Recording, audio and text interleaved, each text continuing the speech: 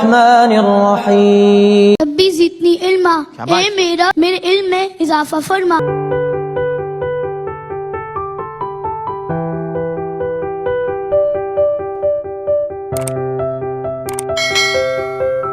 अस्सलाम वालेकुम स्टूडेंट्स, उम्मीद करता हूँ सब खैर खैरियत से होंगे। तो आज चलिए हम बगैर वक्त जाए अपना टॉपिक स्टार्ट करते हैं। आज का जो हमारे पास वो थ्योरम है finite integral domain is field, यानी कोई भी हमारे पास फाइनाइट इंटीग्रल डोमेन होगी, क्या वो फील्ड होगी या नहीं। इसको पहले मैथमेटिकली मेथड से समझे, उसके बाद इसके थ्योरम के प्रूफ की तरफ हम आएंगे। तो हमने एक रिंग, कोई भी इंटीजर यानी ग्रुप ले लिया है, ये हमारे पास है, सेट है, ठीक है। तो 0 से 4 तक Z5 यानी अंडर मॉड्यूलो 5 हम ले रहे हैं, ठीक है, हमने ले लिया है। तो फील्ड के लिए जो हमारे पास प्रॉपर्टीज होती थी, अच्छा, इंटीग्रल डोमेन का फाइनाइट यानी गिनती में आ सके। इंटीग्रल डोमेन हमने अब लास्ट लेक्चर में पढ़ा कि जिसमें कोई जीरो डिवाइजर ना हो।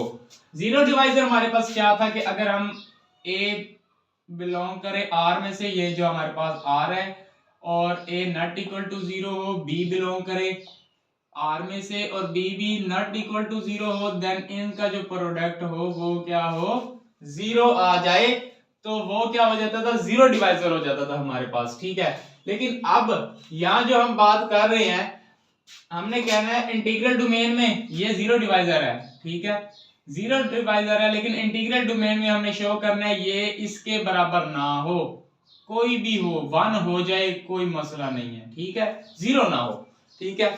ये कंडीशन है इसकी इंटीग्रल डोमेन की। और इसकी बात की थी हमने, इसमें कहा था अंडर एडिशन क्या हो। अब ये जो सेट है हमारे पास, इसको आप चेक कर लीजिए टेबल कैलेस के जरिए। अंडर एडिशन जो है हमारे पास अबेलियन है। अंडर मल्टीप्लिकेशन की अगर बात करें हम, तो ये अंडर मल्टीप्लिकेशन भी अबेलियन है। उसके बाद हम बात करें लेफ्ट राइट की, तो लेफ्ट राइट ये डिस्ट्रीब्यूटिव लॉ होल्ड करती है ये प्रॉपर्टी Z5 पे। ये चाहे तो आप टेबल बना के चेक कर सकते हैं, और ये टेबल मैंने आपको फर्स्ट वीडियो में बताया है हम किस तरीके से ड्रा करते हैं, आइडेंटिटी इनवर्स सारा उसमें क्लियर है। उसके बाद जी जब ये सब चीजें होल्ड हो जाएंगी तो हम सिंपली कह सकते हैं फाइनाइट इंटीग्रल डोमेन है, क्योंकि उसमें ये वाली कंडीशन नहीं आएगी, उसमें कंडीशन आएगी तो ये वाली आएगी। तो हम कह सकते हैं a finite integral domain is field. Field के लिए हम अगर थ्योरम में चलें तो हम थ्योरम में दो चीजें आपको दिखाएंगे, एक मल्टीप्लिकेटिव आइडेंटिटी, एक मल्टीप्लिकेटिव इनवर्स। और उसके अलावा इंटीग्रल डोमेन की शेप हम कैसे ड्रा कर सकते हैं वो मैं आपको समझाता हूं। अब इसको देख लिया आपने, ठीक है, इसको रेज करते हैं एक मिनट।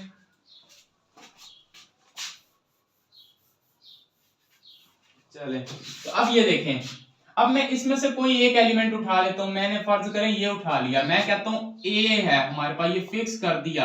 अब इसके साथ मैं हर एक एलिमेंट का प्रोडक्ट करवाऊंगा, हर एक एलिमेंट जो मेरे पास Z5 के अंदर मौजूद है, ठीक है। अब 3 का मैं करवा देता हूं 0 के साथ, 3 का मैं करवा रहा हूं 1 के साथ, 3 का करा रहा हूं 2 के साथ, 3 का करा रहा हूं 4 के साथ, 3 का करा रहा हूं 5 के साथ, ठीक है। और इनको हम नाम दे देते हैं x0, x1, x2, x3, x4 का, ठीक हो गया।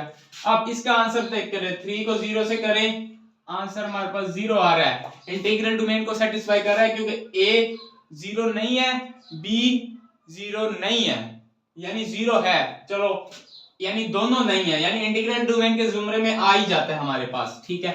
इसकी बात करें 313 इंटीग्रल डोमेन, यानी कोई जीरो डिवाइजर नहीं है, ठीक है। और ये जीरो डिवाइजर की कंडीशन थी ये बी, ये जो है ये भी 0 नहीं होना चाहिए, ठीक है, यानी यहाँ कुछ और एलिमेंट होता तो फिर ये जीरो डिवाइजर होल्ड कर सकता था, लेकिन नहीं। अब 3 2 6 अंडर मॉड्यूलो 5 की बात कर रहे हैं, तो 6 को लिखें 5 के अंदर, 5 1 5 1, तो यहाँ लिखेंगे हम 1। अच्छा, जो यहाँ आ रहे हैं उनको भी जरा गौर से देखें, 4 3 12, 12 को ले 5 पे, 5 2 10, बच गया 2, 2 आ गया इधर 5। अब 15 का कर लें, 5 3 15, क्या बचेगा, एक मिनट, 4 3 12, 5 3 5, इधर 5 कहां से आ गया, हाँ सॉरी, यहाँ पे 5 तो आना ही नहीं है सच। ठीक हो गया जी, ये आ गया 4 3 12 अंडर मॉड्यूलो 5 हमने लिया, ये हमारे पास बच गया 5 2 पर 10। ठीक है ठीक है ठीक है। तो ये हमारे पास सूरत कुछ इस तरीके से निकल के आ गई है। सॉरी हमने एक मिस किया यहाँ पर, 3 3 वाला 3 3, क्योंकि 3 का 3 पे भी तो लेना है, ये भी तो है हमारे पास। 3 3 9, 5 1 5 4 बच गया, ये 4 आ गया। ये जो हमारे पास आया ये हमारा वही बन नहीं रहा, Z5 आया, ये बन रहा है। अब आप किसी और 4 पे चेक कर लें, 2 पे कर लें, 1 पे कर लें, ठीक है ओके क्लियर है। तो हमारे पास ये जो आंसर आ रहे हैं ये हमारे Z5 के। इस तरीके से हम डिस्टिंक्ट एलिमेंट इसमें शो कराएंगे इंटीग्रल डोमेन के थ्योरम के अंदर, और उसके बाद फील्ड के लिए हम मल्टीप्लिकेटिव आइडेंटिटी, मल्टीप्लिकेटिव इनवर्स ये शो करेंगे। खैर इसको समझ लें, इसका स्क्रीनशॉट ले लें, बेसिकली ये चीज समझे जी। तो अब हमने थ्योरम लिख लिया है क्योंकि आपको एग्जैक्ट समझाने के लिए, तो ये सारा आपके सामने जिसका फुल सॉल्यूशन है in a short form, short method आपके सामने लिख दिया गया। तो वही हम जैसे कि हमने स्टार्ट में लिया, let D B N integral domain. ये जो D B N integral domain है, हम कह रहे हैं ये कोई भी फाइनाइट इंटीग्रल डोमेन है, हमने उसको नाम दे दिया डी का। तो अब हम क्या फाइंड करना है, डी इज फील्ड। आगे हमने फाइनाइट उसको नाम दे दिया डी का, तो अब हम शो कर रहे हैं डी इज फील्ड। ठीक है, ये भी हो गया, ये भी हो गया। अब बात कर रहे हैं हम, जैसा कि हमने आपको पहले बताया कि उसके लिए हम पहले जो इंटीग्रल डोमेन शो करनी है। इंटीग्रल डोमेन क्या होती है, जिसमें कोई जीरो डिवाइजर नहीं होता, यानी कि a is not equal to 0, b is not equal to 0, उन दोनों का प्रोडक्ट वो b नॉट इक्वल, अगर नॉट इक्वल टू 0 आ जाए तो हमारे पास वो इंटीग्रल डोमेन है। इंटीग्रल डोमेन है तो वो फाइनाइट होगी, ठीक है, फाइनाइट ही होगी। किसी भी हम n ले रहे हैं ना, तो n डिस्टिंक्ट नंबर है तो फाइनाइट होगी। तो हमने उसको लिखने का अंदाज ये है, let x1 x2 xn be the all element of domain, यानी इंटीग्रल डोमेन के एलिमेंट है ये सारे, ठीक है, डोमेन के एलिमेंट है। जो डोमेन हमें गिवन होंगे जैसे z5 z3 के अंदर के एलिमेंट, वो हमारी डोमेन है। तो हम कह रहे हैं a is not equal to 0, वो 0 नहीं है और बिलोंग कर रहा है उस डोमेन में से, देन ax1 ax, ये हमने अभी निकाल के शुरू में जो आपको बताया Z5 के, ये बिल्कुल उसी तरीके से है। उसके बाद हम कह रहे हैं ये डिस्टिंक्ट कि नो AXI जो है हमारे पास वो बिलोंग कर रहा है D में से, यानी डोमेन में से। we claim that distinct element AXI AXJ, इसके लिए कंडीशन है कि XI और XJ बराबर नहीं होंगे। हम सपोज कर रहे हैं XI XJ जो है वो बराबर नहीं है, और ये A is not equal to 0 हम आगे कर चुके हैं क्योंकि हम जीरो डिवाइजर में हमने इसको पढ़ा है। फिर हम इसको सोल्व करते हैं, AXJ को उस साइड लेके जाते हैं तो ये माइनस में बन जाता है, A कॉमन ले लेते हैं, A अगर जाके डिवाइड हो रहा है 0 हो रहा है, जो जबकि हमने कहा 0 नहीं होना चाहिए, ठीक है। और XI XJ ये आपस में बराबर हो गए, जबकि हमने कहा ये बराबर भी नहीं होना चाहिए। तो हमने कहा ये हमारे पास जो हो रही है ये कंट्राडिक्शन है।